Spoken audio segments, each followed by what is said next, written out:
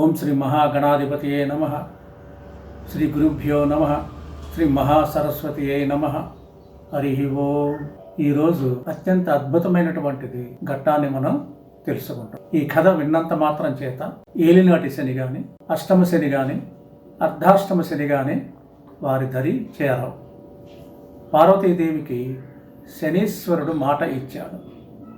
అటువంటి అద్భుతమైనటువంటి ఈ పురాణ గాథని తెలుసుకొని మనందరం కూడా తరిద్దాం. ఇది రథోత్తర కల్పంలో జరిగినటువంటి సంఘటన. గణేశుడు ఒక్కొక్క కల్పంలో ఒక్కొక్క రకంగా అవతరించాడు. పార్వతీ పరమేశ్వరులకు కొన్ని కోట్ల పర్యాయాలు ఆయన కుమారుడుగా ఆవిర్భవించాడు. ఒకానొక సమయంలో పార్వతీదేవి కైలాసం నుండి బయలుదేరి తన తండ్రి గారైనటువంటి హిమాలయ పర్వతాలకి చేరుకుంది.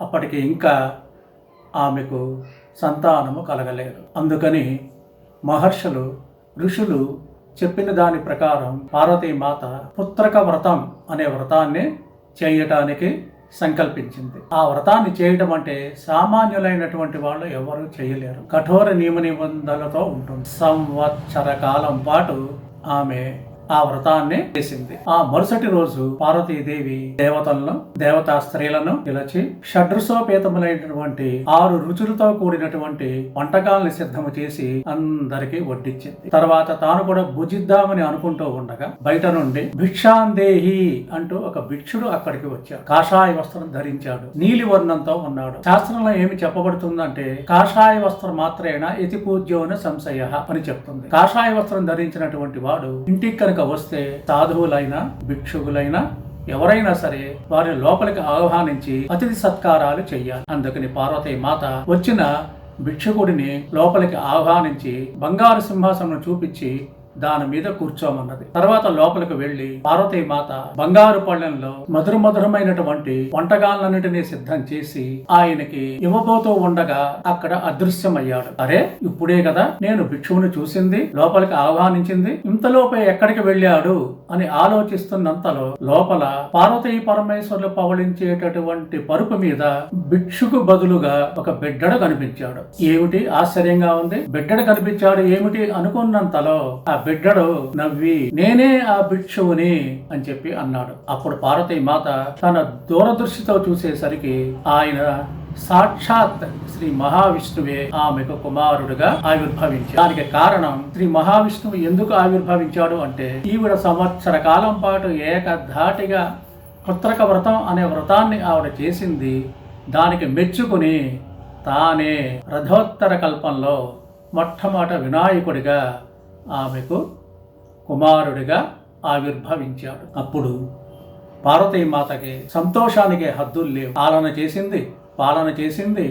వెంటనే దేవతలకు అందరికీ కబురు పెట్టింది, నాకు శ్రీ మహావిష్ణువే నాకు కొడుకుగా జన్మించాడు అని చెప్పి అందరినీ ఆహ్వానించి వారు అక్కడికి వచ్చి ఆయన్ని ఆశీర్వదించి ఆయనకు నమస్కరించి ఆయనకు కానుకలు అవి ఇచ్చి వెళ్లిపోయారు. తర్వాత తాను లోపలికి వెళ్ళబోతూ ఉండగా మరలా నలుపు రంగలో తల వంచుకుని అమ్మా జగదాంబ, నీకు కొడుకు పుట్టాడని చెప్పి నేను విన్నాను. నేను కూడా అతనిని ఏదైనా బహుమతి ఇచ్చి వెళ్దామని నేను వచ్చాను, అభినందించి అని చెప్పి తల వంచుకుని అన్నాడు. అప్పుడు పార్వతీమాత అన్నది, నాయన ఎందుకు తల వంచుకుని ఉన్నావు, లోపలకు రా, మా బిడ్డను చూసి నువ్వు ఎంతో సంతోషిస్తావు. సాక్షాత్ ఎవరనుకుంటున్నావు, శ్రీ మహావిష్ణువే నాకు స్వయంగా కొడుకుగా ఆవిర్భవించాడు అని చెప్పేసరికి తల్లి, నేను తల ఎత్తి చూడలేను. దానికి కారణం నేను సూర్య భగవానునికి ఛాయాదేవికి పుట్టినటువంటి శనీశ్వరుడు అని నన్ను పిలుస్తారు. కొత్తలో వివాహమైన తర్వాత నేను ఇంటి పట్టున ఏనాడు లేను.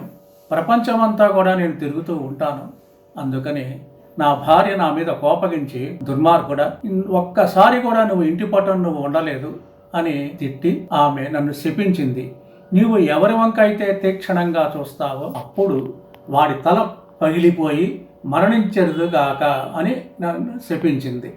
అప్పటి నుండి నేను తల ఎత్తి ఎవరి వంక చూడలేకపోతున్నాను. ఇది నిజమో కాదో అని తెలుసుకుందామని నేను మార్గమధ్యంలో వస్తూ ఉండగా ఒక మేకపోతుని చూశాను.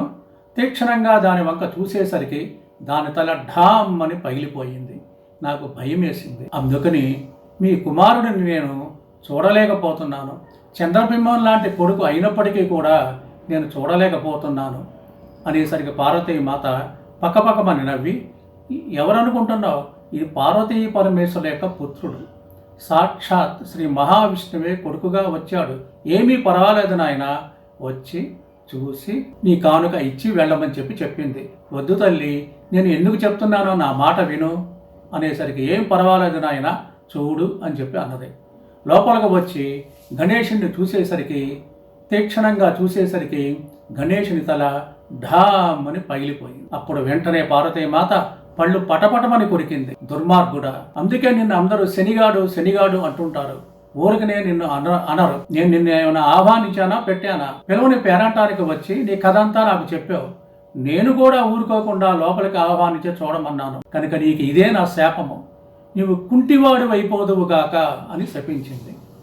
అప్పుడు శనీశ్వరుడు, తల్లి, అసలే నా భార్య నన్ను శపించింది, నీవు కూడా ఈ విధంగా చేస్తే ఎలాగా, నన్ను కనికరించు అనేసరికి, భూమి ఆకాశాలు ఏమైపోయినా పర్వాలేదు, నా కుమారుడికి తల వచ్చేంత వరకు నేను ఏమీ చెయ్యలేను అని చెప్పింది. అప్పుడు పరమేశ్వరుడు ఉత్తర దిక్కుగా ఉండేటటువంటి ఏనుగు తలను తీసుకువచ్చి గణేశుడికి అతికించటం జరిగింది. అప్పుడు శనీశ్వరుడు వంక చూసి, దీనిని నేను సవరిస్తున్నాను, నీవు ఇంక నుంచి మందుడు అని చెప్పి పిలుస్తావు. నీవు ఎవరి ఇంటికి వెళ్ళినా, ఎవరి జోలికి వెళ్ళినా కూడా నువ్వు 7.5 సంవత్సరముల పాటు వారి ఇంట నీవు ఉంటావు. కనుక దానిని ఏలినాటి శని అంటారు. అష్టమ శని, అర్ధాష్టమ శని, ఈ విధంగా వాళ్ళని నువ్వు పట్టి పీడిస్తూ ఉంటావు. కానీ ఈ కథ, ఈ గణేశుని కథ ఎవరైతే వింటారో భక్తి శ్రద్ధలతో, వాళ్ళ జోలికి మాత్రం నీవు వెళ్ళవద్దు అని నీకు నేను శాసిస్తున్నాను అనేసరికి, అలాగే తల్లి, మీరు చెప్పినట్టుగా నేను చేస్తాను.